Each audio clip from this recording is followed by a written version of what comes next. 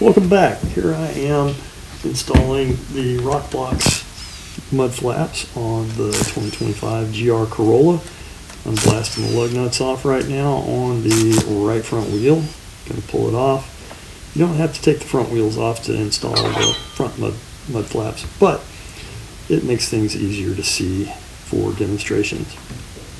So I've got a few 10mm head bolts there that we're going to take out, and here's a look at the pieces. It all comes nicely packaged and clearly labeled.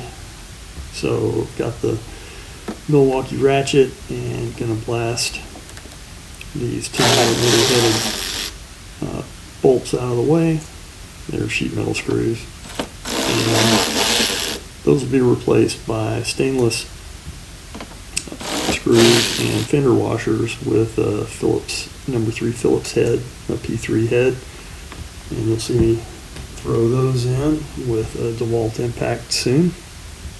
There's a little bit of assembly required. Basically, you push a tab through the mud flap, and that helps hold it into position.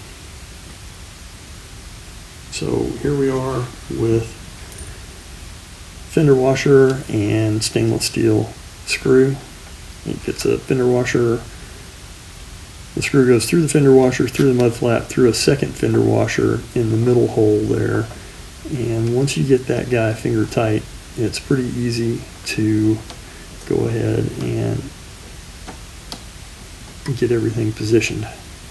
Now the holes are oversized on the flap, and it uses those fender washers so that there is a lot of adjustment. You can adjust it out, and you can adjust it to tilt in at the top, to tilt out at the top. You can have the bottom tilt in and out. I took mine to be mostly vertical. So once you get that center one set and tightened up, then you can adjust from there. But you kind of mold the flap as you tighten it up to fit things. It uses a screw and a bushing underneath, so the screw goes through a fender washer, goes through the flap tab and through the bushing and into the car. But the front jumps on pretty easily. I filmed this side. I didn't film the other side. The other side I didn't even take the wheel off. I just cocked the steering wheel to one side and was able to get to everything. I'm doing this up on a lift because I'm lucky and I have access to one, and it makes it easier for filming. But you can definitely do this in a driveway if you want. Just use best practices and jack stands and make sure you do it safely. Here I am with the #3 Phillips bit in the impact, getting things just right and torqued, set to my calibrated eyeball, making everything vertical. And finally the bottom pull down tab, I loosen it up and then run it back in. But fitment is nice. This will take us on to the back of the car after I put the front wheel back on. Here's a little hint on putting wheels on front wheel drive and all wheel drive cars.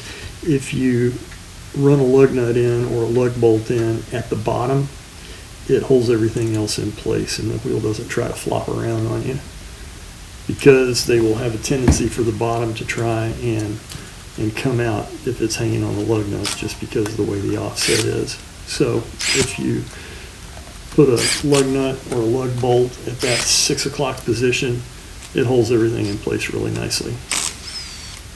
Now we've moved on to the back of the car, and we're taking the lug nuts off, getting ready to pull that back wheel to get access to all of the push pins and fasteners that hold that inner fender well in. There is a portion of the inner fender well at the back that is separate from the rest of the inner fender well, and we will actually remove that and then drill it to put a bracket that holds the mud flap in position. Now, my car was a little bit dusty and gritty underneath, and the push pins, the two-piece push pins, were a little tedious to deal with. However, I took my time and was patient and was able to get them all extracted without breaking any. So I was just using opposing pressure from the pry tool and an old Craftsman screwdriver, and managed to get them released enough to pull out of the hole.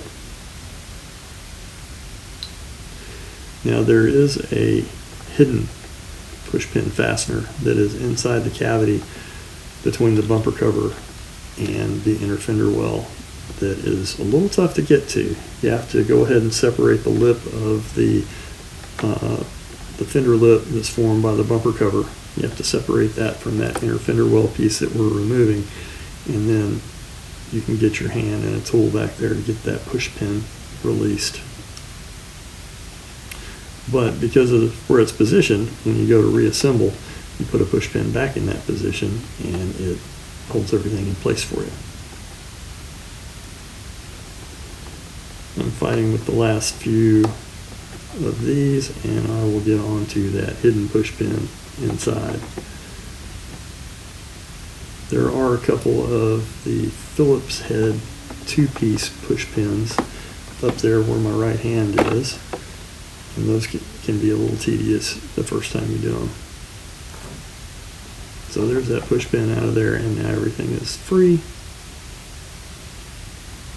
So position the bracket and take a Sharpie and mark the holes. So I mark these holes. These are the holes for the countersunk angle bolts that will hold the bracket to the inner fender liner. I'm going to go ahead and take an 1/8 inch drill bit and drill pilot holes through those T-nuts for larger holes later. Now I'm drilling the holes that I marked with the Sharpie with a 1/4 inch drill bit. And so I'm using a 3/8 inch drill bit here to hog out these holes.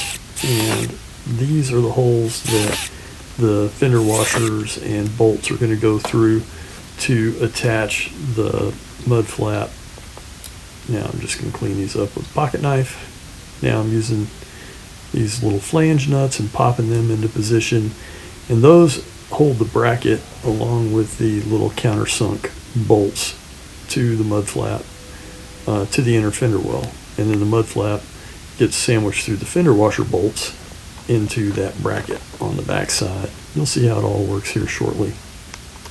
But here I'm using my little gear wrench bit driver to run these countersunk bolts in that are going into the little flange nuts that locate the bracket to the inner fender well piece. After I get these guys run in, don't need to over tighten these. They'll sink in nicely. Here I'm fighting with the flange nut a little bit. It's popped out, so I go ahead and start it on the bolt, and then I will push it into position and then tighten these guys down. Don't want to over tighten them, don't want to have them pull through, just want to have them tighten down nice and snug and be flush so that I can use the fender washers and the other hardware to attach the mud flap all the way through the inner fender well and into the backing bracket that we are installing and locating with these countersunk bolts. It's pretty clever.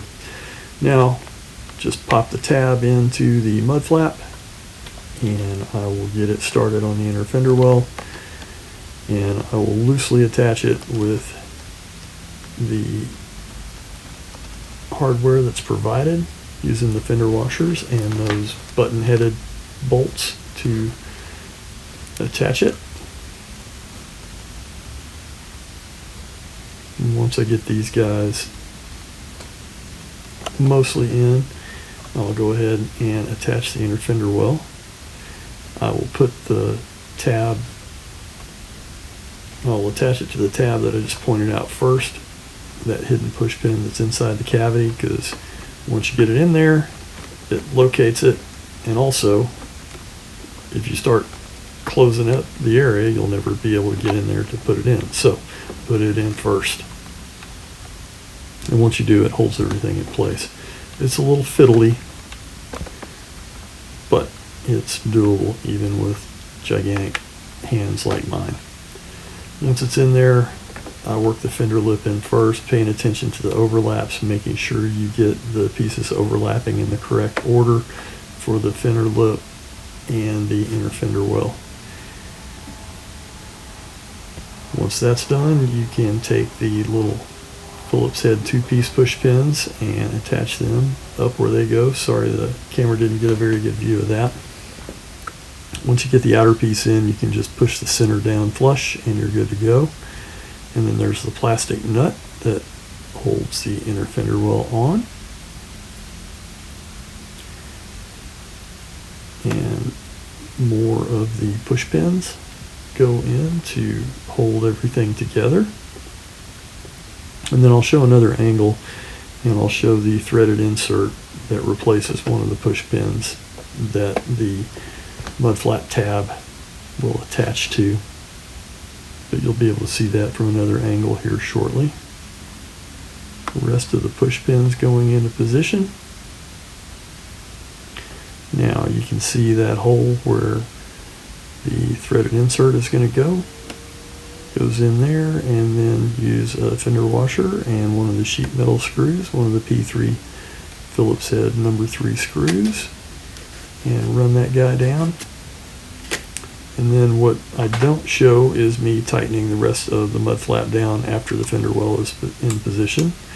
And then I torqued all my wheel bolts to 76 pound-feet. Did 2 passes in a crisscross pattern to make sure everything was tight.